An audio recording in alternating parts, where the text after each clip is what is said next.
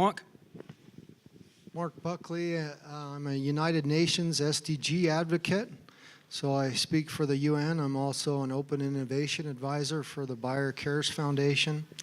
I'm an innovation and agriculture, food and beverage, and climate change expert for the World Economic Forum, and I'm just glad to be here.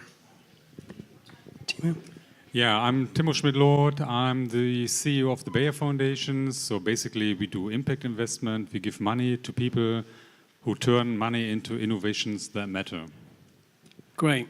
So we're going to dive straight in. Okay. So I've got a list of questions where it's going to work.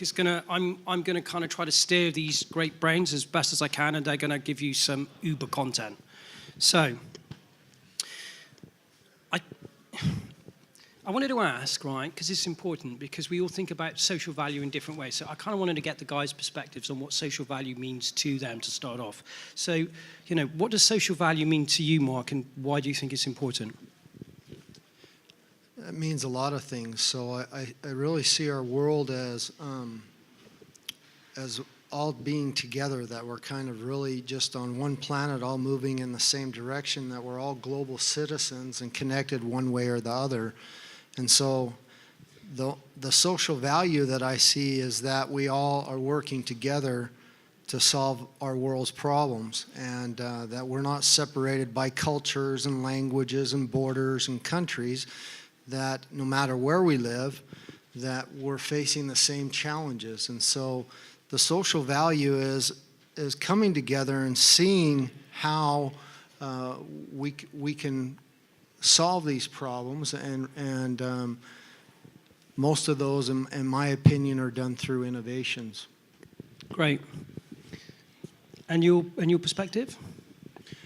Yeah, pretty much the same. I would add, to actually connect to the topic of the panel, if there are then these big challenges that we all face, you can definitely turn that also into a good market opportunity.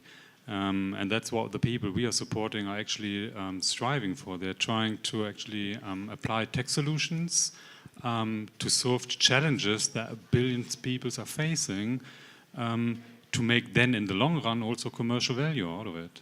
And that's, to me, quite an interesting way to go for startups, to look into the purpose. So why are we doing it? Why are we innovating, let's say, the next food delivery service?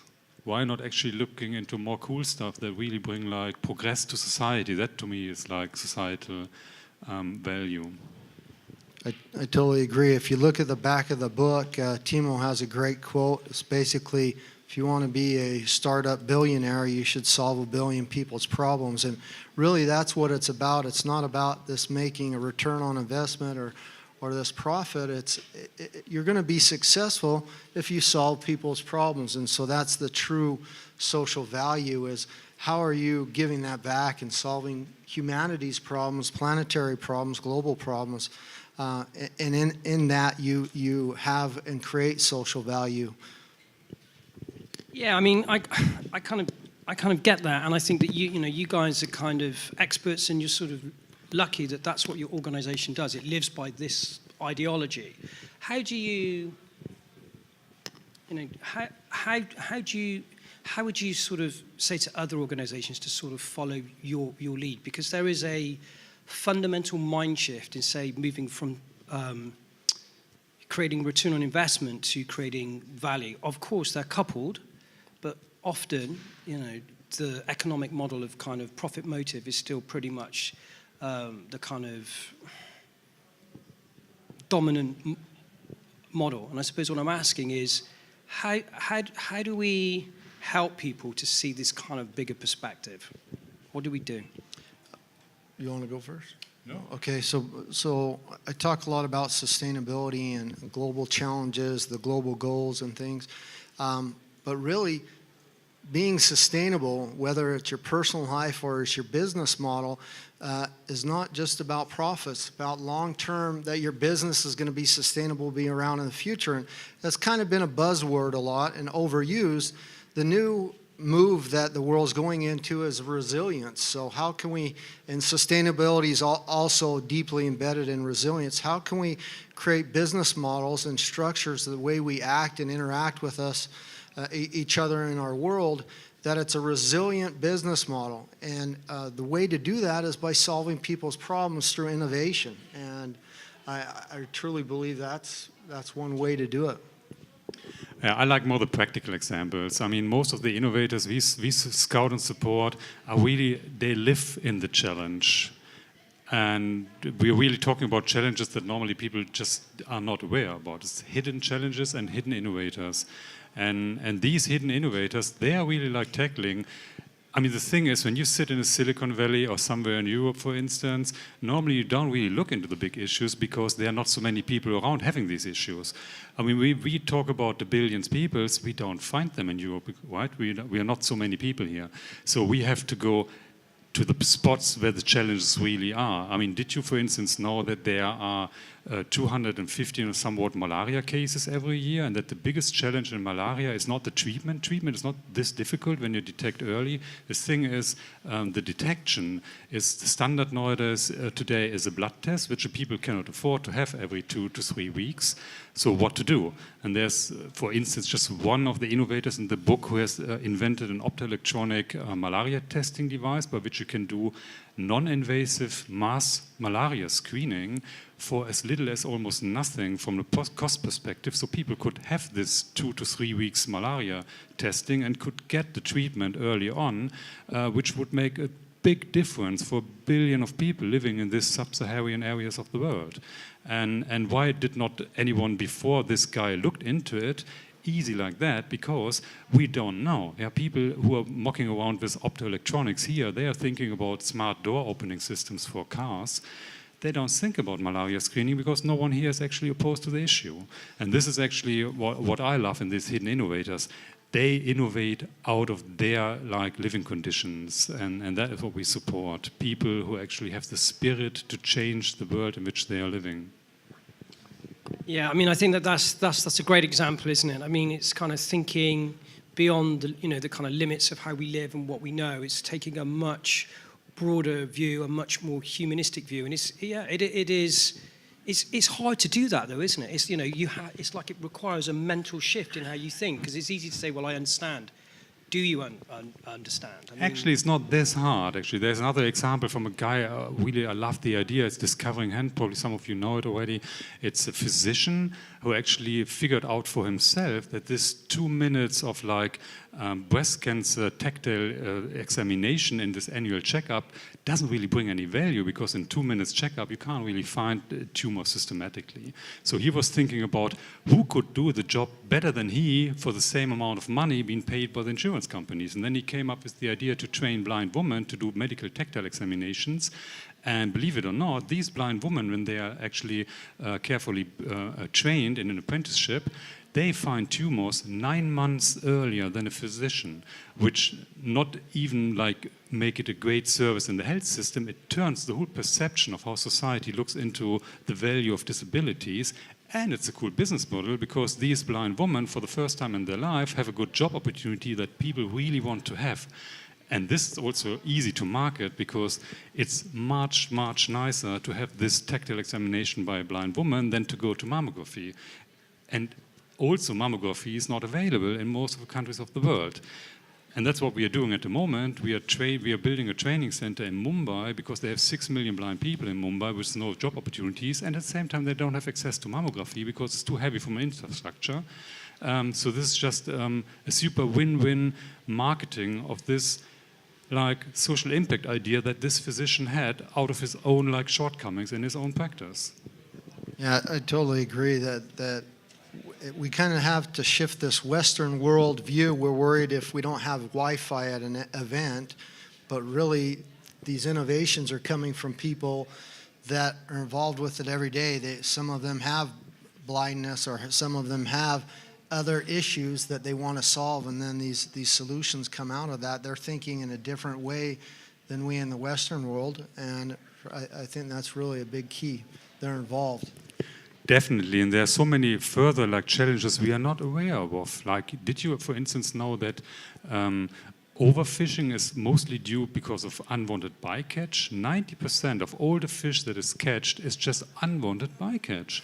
And the fishery industry can't really do anything about it because with this big like vessel ships, they just fish what swims into the net.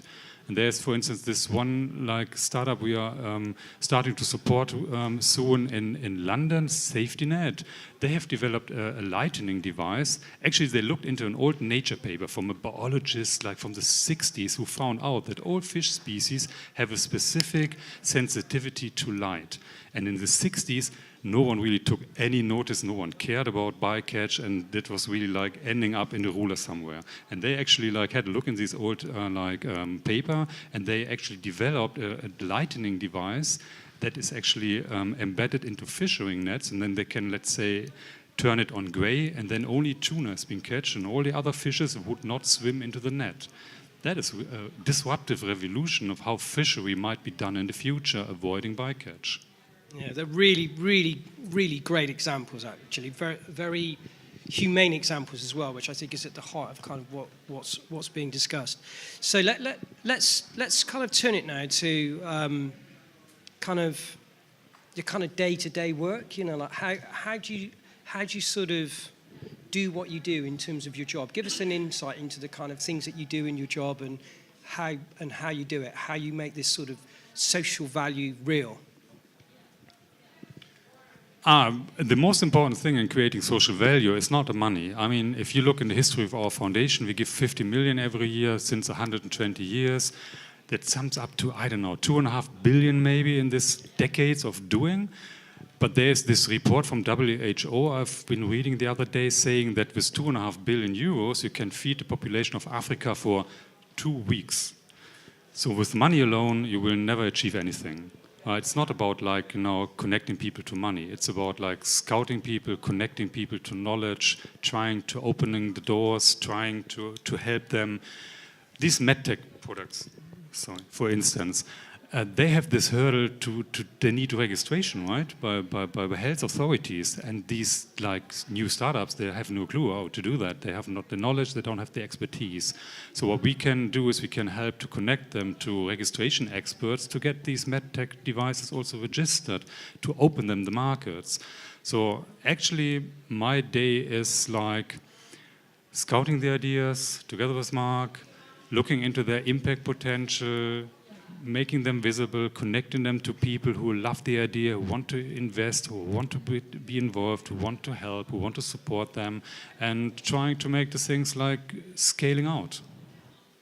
That's great.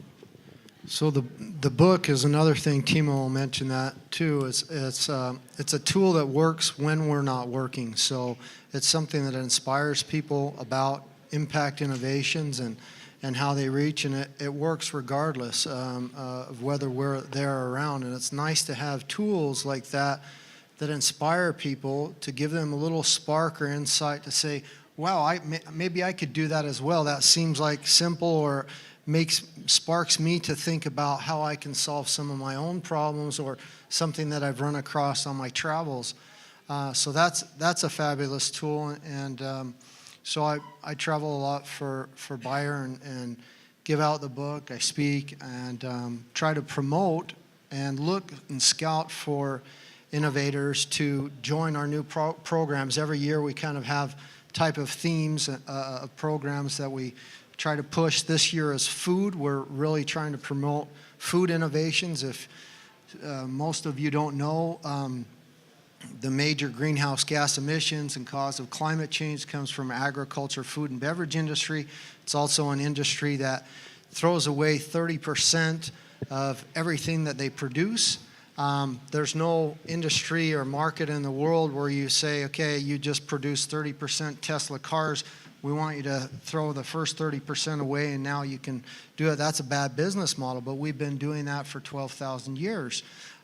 There's no industry in the world where that you do that, but it's also the basic of all human needs. And so that's kind of the program this year, because we're really looking for some things that in 12,000 years haven't occurred. That's another great thing about Bayer as well, is they we're one of the first to get involved with CRISPR-Cas9 with Emmanuelle Carpentier and her partner.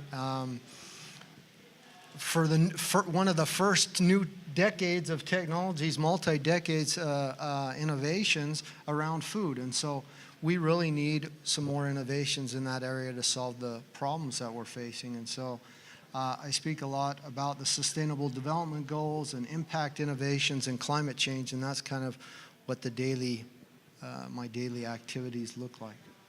They got cool jobs, right? Very cool jobs. They're like the Sherlock Holmeses of innovation, aren't they? It's cool.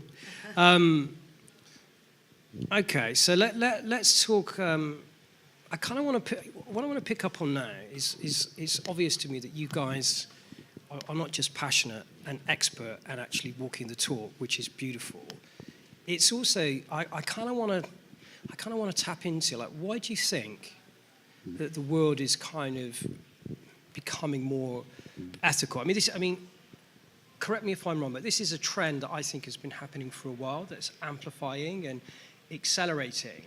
I mean, why do you think it's happening now? What are the why is it happening? Because I kind of think it is happening, but I couldn't say why.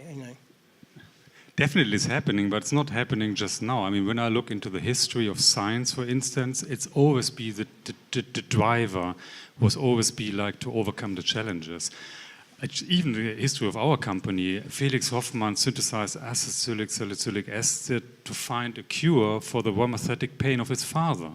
So even 120 years ago, it was science just to solve like challenges in health that people had. Right? So that's not new. Maybe it was actually new to us to see this blubbering, like nonsense innovations that came up like the past 5 years something, and now probably people like realize that we don't really want to go to the Mars to grow food. We could actually try to use the space on the earth that is unused today and to grow vegetables, like for instance in the desert or elsewhere, to apply technology that makes sense to create social fiction, to create a world in which we really want to live and can live better, instead of doing science fiction like crazy things that no one really need in the end. Great. Do you have anything to add on that, or? I think Thimo summed up pretty well. Yeah. Great. I agree. Cool. So, the guys have given you this book. I was going to say great book. I haven't read it yet. So I'd like, I'm kind of thinking that it's got to be great. Yeah. So. They have the people in the book. I mean, this is focusing on pioneers who apply technology to solve unmet needs in health all around the globe, like things you have not been thinking about before. I mean, did you, for instance, know that one of big challenge of smallholder farmers, and there are about 400 million on the planet, is the daily threat of a snake bite, right? And these physicians in these countries, they don't have enough antivenom. And there's one guy in the book who has developed like a rapid test device, an enzyme-based test device by which the physician can actually spot the concrete amount of snake poison in the patient's blood after snake bite to decide whether or not the patient needs the antivenom or not. I think it's a crazy cool thing, because these smallholder farmers, when they have the snake bite and develop necrosis and amputity, they can't really go to work. I mean, they are just like disabled then for the rest of their life, right? Because they are not the antivenom available. So the book is full of such like innovations which you have not been thinking probably before, but which make seriously sense in terms of bringing benefit to billions of people's life. And they have collective power. I think I'm counting like 3 billion people who are suffering these issues. And we are working at the moment on a second book focusing on food projects like this safety net thing and 15 others. So stay tuned for the second version and later on this year. And why are we doing the book? I think, of course, you have to make this viral as well and online, all the things. But to having like a printed book has additional value. From two perspectives. One is just from a journalistic perspective. If you really do a book, you really do decent journalism. You do interviews, you spot the background of the challenge, and it's just much more like solid than an Instagram post will ever be. One thing that I'm trying to help or push a little bit with our new book is that we print it on rock paper in a sustainable printing facility that doesn't use CO2 emissions. The rock paper is waterproof. It's printed with organic inks. No tree was cut down. I love books myself. I'm an avid reader. But it always kind of is rough for me to see that we're going to chop down a tree to write something on it when it's actually something that sequesters carbon and does photosynthesis and does so much at capturing carbon in our world. And because it's a finite resource, I think we've reached a point that's better. And so we're trying to innovate as well internally when we come out with new things that improve ourselves. And so I'm excited about actually, that. I was suggesting Chinese silk, but that was not in budget. This rock paper actually feels like silk. It's amazing, and it's waterproof. It's cool. It's great. So just before we open up questions to you lovely folk, I've got one final question. I'm going to go in a different direction, okay? So a lot of what we're talking about at the moment is driven by the concept of scarcity. Okay, it's like one of the foundational principles of economics, scarcity. Now, it's not going to be long, and I think we're starting to see that there's a trajectory towards where we're going to also have a situation where we could have abundance. So, for example, we value things, both in terms of monetary terms and in terms of our own personal value, our purpose, because of scarcity. So scarcity can increase things, yeah? It's like 101. In a situation where you can essentially have forms of machines that can make stuff, what does that mean in a world where scarcity is no longer the kind of dominant method for deriving cost or value? One respect, I definitely believe that I have an abundance mentality, and I believe we live in a world of abundance, but there is the scarcity. So we have overshoot day, which was August 2nd, meaning that we ran out of the finite resources we need to live and produce food and find shelter last year, August 2nd, and we were running at a deficit per person. But I believe that's because the way we innovate, the way we produce, has been going in the wrong direction. We're doing it with fossil fuels and wrong ways.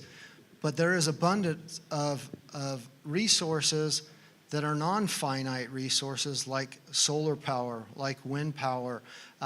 There's ambient water in the air. There's all sorts of ways to get resources that are not finite and innovate resources so that the way we produce and the way we do things isn't at the cost of what we need to live well into the future.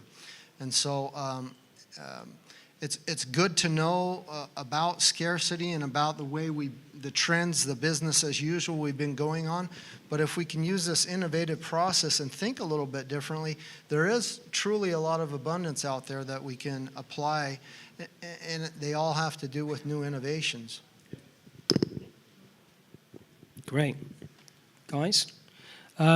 Okay, so we've got the best part of 5 minutes for questions. Who'd like to ask a question? Don't be shy. You won't have to sing, you just have to ask a question. Would you like to ask a question? No, I'm just thinking because the topic was how to market your social impact product / service. I don't think we really touched upon how to market it really. So for example, if you work for, let's say, a company who doesn't have a social impact product as such, but more really good CSR method, how do you guys feel about how you should communicate upon that? Because a lot quickly it seems like you're greenwashing just by saying, oh, look at us doing so well.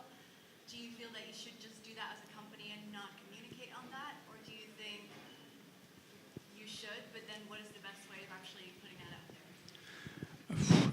Actually, why are you doing it anyway when it has no impact? that would be, to me, like the criticism to all these CSR programs out there. Why are you doing it? I mean, when you're doing it only because you want to market your story, you probably not do it. It's a waste of money. If you don't really create any impact that is of any societal value, probably you should not do it. And also there are so many things out there that are supported by philanthropic funding that are actually going into the super wrong direction. Yeah? But philanthropic funding very often that seeds funds things that we should not actually have at all in the first place.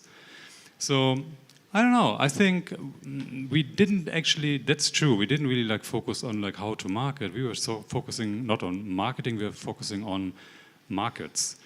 So purpose of things. And my belief, maybe it's a bit naive, is like when you really like create the super cool solution for a problem that is really like out there. It's much more fun and much more easy to market this than instead of like the boring more of the same thing of the copycats that no one really wants to have. I think, well, I know CSR is a lot of greenwashing. It's done for the wrong reasons. A lot of people get into the corporate social responsibility because everybody else is doing it, or it's a requirement, or there's a standard. That's the wrong reason. So don't even do it. And I totally agree with Thimo about, if it doesn't have impact, why even address it? It's so important that we realize that, here's an example, Tesla. They do very little marketing, right?